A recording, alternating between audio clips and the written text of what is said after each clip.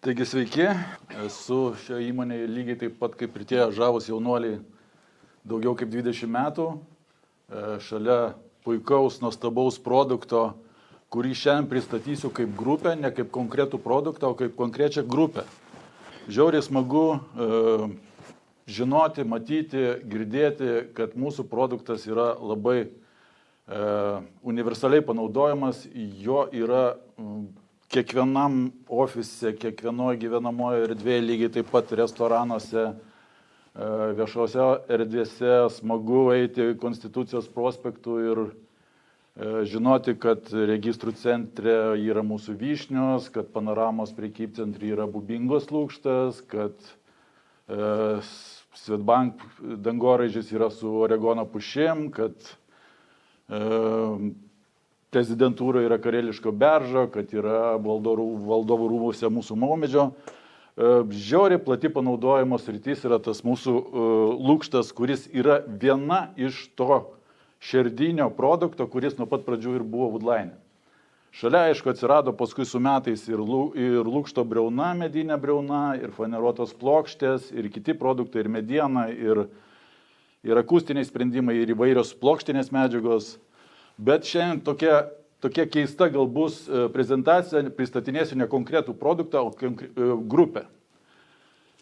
Taigi, lukštas yra tokia pakankamai senai žinoma medžiaga, net žinoma, kad net senovės Egipte brangius medžius pjaudavo, droždavo plonesniais lakštais, kad kuo daugiau to lukšto arba to medžio panaudoti. Taigi, lukštas pagrindinė masė lukšto yra 0,5 mm. Nepasakiau dar kolega mano, turbūt paleis per rankas katalogą, gal kažkam bus lengviau įsivaizduoti, 2 ar 3 katalogus paleisim per rankas, bus lengviau įsivaizduoti, kas tai yra. Tai yra 0,5 mm dažniausiai storio medžio lukštas. Tai yra mūsų galva labai ekonomiškas variantas, nes grubiai tariant, iš kubinio metro medienos, jeigu darysi masyvų stalą ar masyvę kažkokią produkciją, tai iš kubo medienos mes gaunam grubiai tariant švarios lentos kokius 7, 8 iki 10 kvadratų. Droždami iki 0,5 tą lukštą mes gauname apie 800 kvadratų iš 1 kubinio metro. Tai yra 100 kartų daugiau negu iš masyvo. Galima sakyti, kad mes sutaupome 100 kartų medienos, panaudodami lukštą gaminiuose. Aišku, lukštas drožiamas iš dažniausiai kietmedžių, tai yra pakankamai brangi medžiaga. Žinoma, mes visada prisilaikom visų aplinkosauginių ir kitų reikalavimų, kurie yra tuose regionuose.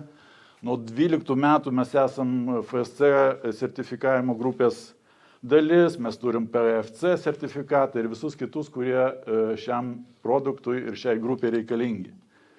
Panaudojimas, kaip ir minėjau, visiškai unikalus ir kiekvienoje erdvėje galimas. Daugiau negu 50 rūšių medžio rūšių lukšto turim sandėly, tai yra ne pasaka, tai yra iš tikrųjų, galit bet kada atvažiuoti, pažiūrėti, išsirinkti, pačiupinėti. Turim didžiulius kiekius įvairiausių medžiagų, aišku, pagrindė tai yra ąžuolas, pagrindinė mūsų Pabaltijo žaliava tai yra ąžuolinis lukštas, bet aišku yra lukštas iš visų pasaulio kraštų, iš Pietų Amerikos, iš Afrikos, iš Pietryčių Azijos ir taip toliau.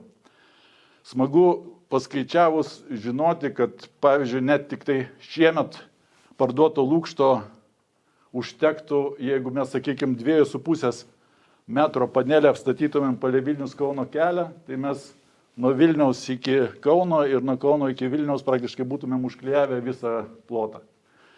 Jeigu skaičiuot vien tik tai per 10 paskutinių metų, tai mes pardavėm tiek lukšto, kad jeigu 1 metro taką dėtumėm aplink pasaulį, tai mes būtumėm apvynioję jau pasaulį. Taigi, ta grupė yra šiek tiek platesnė, mes pradėjome nuo pačio natūralaus drožtinio lukšto, bet paskui ateina technologijos, ateina naujovės, atsiranda lakštiniai, atsiranda mirkyti lukštai, kitokie lukštai. ta grupė yra pakankamai plati, bet šiandien apsistosiu ties 3 pagrindiniais tais mūsų aspektais toje grupėje. Tai yra natūralus drožtinis lukštas, lakštinis lukštas ir mirkytas lukštas. Trumpai apie natūralų lukštą. Natūralus lukštas, kaip žinoma, drožiamas iš paprasto medžio. Jokia chemija, jokia kenksminga medžiaga nei gamybos proceso metu, nei sandėliavimo, nei kitokiais etapais nenaudojama, yra tikrai tikras natūralus medis ir vanduo, viskas. Taigi, jeigu taip grubiai tariant, paleisiu tokį filmuką, kuriame matysite, kaip drožiamas lukštas ir tai yra labai atsakingas darbas. Atsakingas darbas nuo pačio rąsto pirkimo, nuo pačio rąsto atrinkimo, nuo rąsto sandėliavimo ir iki pačio drožimo ir rūšiavimo. Taigi, matote, kad pusės milimetro storio lakšteliai krenta į gamybos liniją, žmonės paskui, aišku, tą lukštą rūšiuoja, džiovina, nes tai yra visiškai šlapios lukštas. Drožiasi lukštas tik tai iš šlapios medienos. Tie rąstai prieš drožybą mirkomi 72 iki 3 parų mirkomi vandenį, kad jie būtų visiškai šlapi. Yra daug drožimo būdų, pagrindinis, aišku, tas buvo pirmas būdas, tai yra vadinamas plokščiasis būdas, yra tas rotacinis būdas, bet jų yra ir daugiau. Nuo pačio lukšto, nuo pačio rąsto įdėjimo į stakles būdo arba krypties mes galime išgauti iš rąstų skirtingus piešinius.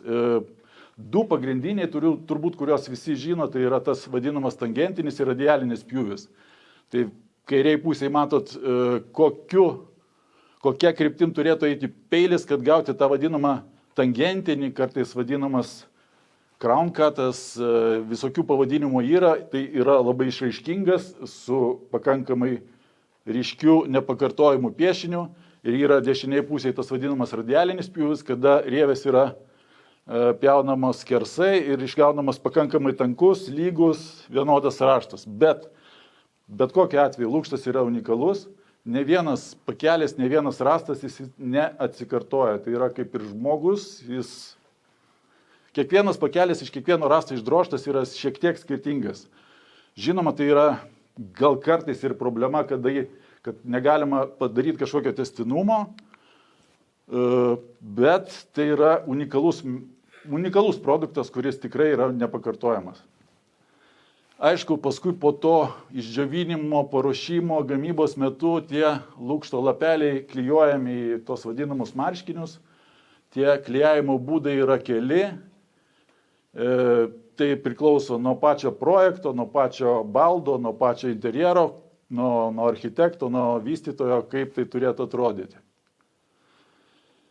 Sekantis tos grupės produktukas tai yra tas vadinamas lakštinis lukštas, kurį išpopuliarino turbūt parodose prieš kokių jau 12-15 metų įvairūs gamintojai.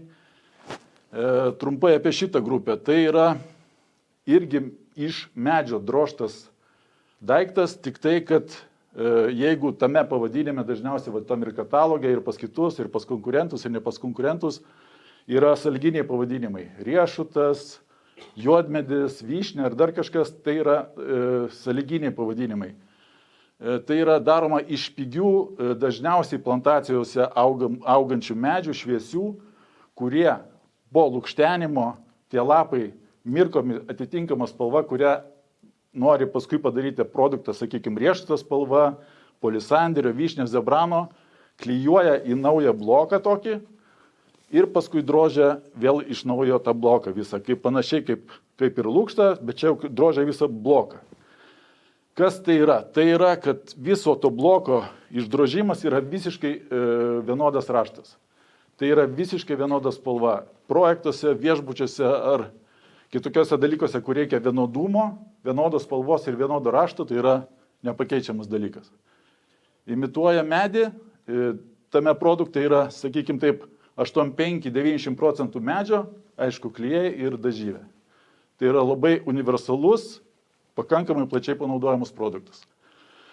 Dar viena grupelė tai yra mirkytas lukštas. Tai yra irgi, sakykime, ne natūrali medžio spalva, bet tai yra iš natūralaus medžio. Jeigu parašyta arba pagaminta ir pasakyta bus, kad tai yra klevas, tai reiškia, tai yra klevas, tikras klevas. Klevas, iš jo išimama, sakykime, taip, ta tikroji spalva ir paskui mirkoma dažyvėse, kad išgauti tą atitinkamą spalvą. Tai yra didžiulis pliusas, kada reikia vienodos spalvos, kada reikia išvengti tų skirtingų atspalvių beicavimo metu, kurie atsiranda.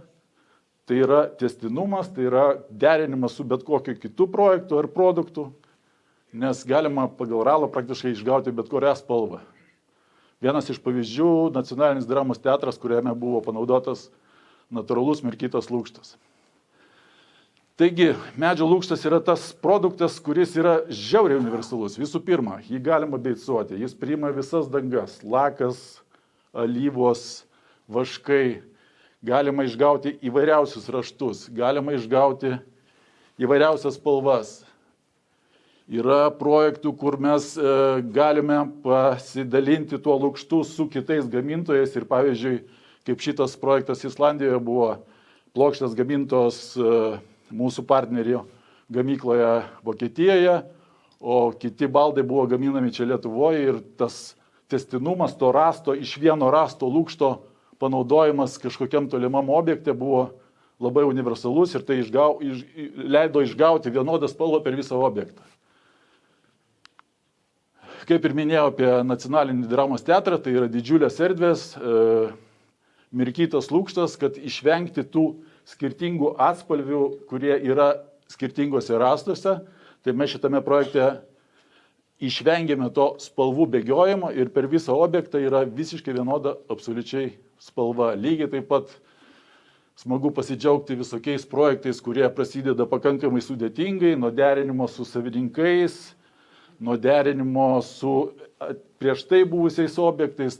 Pavyzdžiui, Kempinskis lygiai taip pat buvo derinamas, buvo to meto tęstinumas kažkoks per visus viešbučius, kurie tuo metu buvo statomi aplink pasaulį, buvo nutarta, kad toje vietoje turėtų būti Makorė lukšta. Tai mes derinom Makorę prie viso, sakykime, pasaulio tinklo viešbučių. Taip pat džiaugiamės, kad su mūsų lukštu architektai, projektuotojai, dizaineriai laimi projektus. Džiaugiamės, kad mūsų lukštas yra nepakartojamas ir jis panaudojamas įvairiose srityse. Tai yra, aišku, durys, baldai, interjerai, panelės, bet tai gali būti ir tiesiog žavingi akcentai kažkokiuose smulkiuose daiktuose, šviestuvuose. Nepakartojama tekstūra, nepakartojamas tankių vėl vaikščiojimas, nepakartojamas rievių vaikščiojimas yra tikrai unikalus ir universalus tuo pačiu. Aišku, po ąžuolo, sakykime, sekanti grupė tikriausiai labai populiari yra riešutas, tikriausiai važinėjat po parodas, tai matot, kad visose paskutinėse parodose riešutas turbūt antra medžiaga po ąžuolo visose parodose gal jau kokius 5-6 metus, irgi universali medžiaga, labai tinka šita riešuto spalva prie įvairiausių paviršių, prie marmuro, prie betono, prie visokių spalvų labai universaliai panaudojama. Tai čia bus visokie akcentukai ir baldukai ir visi gaminiai, kur juos galima naudoti mūsų unikalius tos lukštus. Kaip ir minėjau, tai yra nepakartojami raštai, kiekvienas pakelis, kiekvienas lapelis, galima sakyti, yra skirtingas, suvarčius, sudėliojus, galima išgauti bet kokius vaizdus. Tai yra turbūt ir prabangiuose mašinose teko matyti lukšto panelės, ir prabangiuose laikrodžių dėžutėse yra lukštas naudojamas, žiauriai universaliai panaudojamas sritis. Palisanderis iš Pietų Amerikos, zebrana iš Afrikos, iš visų pasaulio kraštų yra galimybė ir atsivežti, ir tuo pačiu pasitikrinti mūsų sandėliuose, kas yra šiuo metu. Lygiai tas pats yra galimybė drožti lukštą ne tik iš to pačio rasto, bet ir iš to vadinamo gumbo, kuris šalia dažniausiai rasto būna apatiniai daly, arba net ir iš šaknies. išgaunant visiškai nepakartojamą unikalų piešinį. Suvarčius tos lapelius lygiai taip pat gaunamas nepakartojamas piešinys. Čia, pavyzdžiui, riešuto lukštas suvartytas iš 4 lapelių iš riešuto gumbo. Juodmedis, eboni, baltas, eukaliptas, figūrinis, iš įvairiausių medžių, iš įvairiausių regionų, kai kuriuose regionuose toks pats kaip kareliškas beržas auga tik tai kažkur ties poliariniu ratu, iš kurio gaunamas unikalus piešinys. Yra galimybė tą lukštą termo būdu, tiksliau sakant, dedant į amoniako kameras išgauti tamsias spalvas, nes lukšto pačio medžio tekstūroje yra tų rūgščių, kurios su amoniaku sureagavus patamsėja ir išgauna labai gražią, solidžią spalvą. Kaip ir minėjau, šviestuvai, laikrodžių dėžutės, įvairiausi panaudojimo būdai. Taigi, trumpai tiek. Grupė tikrai labai plati, mūsų įmonė su keliais produktais tikrai yra ne vien lukštas. Prašom užsiregistruoti, jeigu norite sužinoti daugiau apie mūsų produktus, ne tik apie lukštą. Daug informacijos šiandien gal ir nesuteikiau konkrečios, bet aš tikiuosi, kad kils klausimų ir jūs tikrai mūsų aplankysite mūsų ofise Vilniuje, Kaune. Taip pat neužilgo bus atidarytas Estijoje. Mūsų pardavimų komanda esant reikalui tikrai jums padės.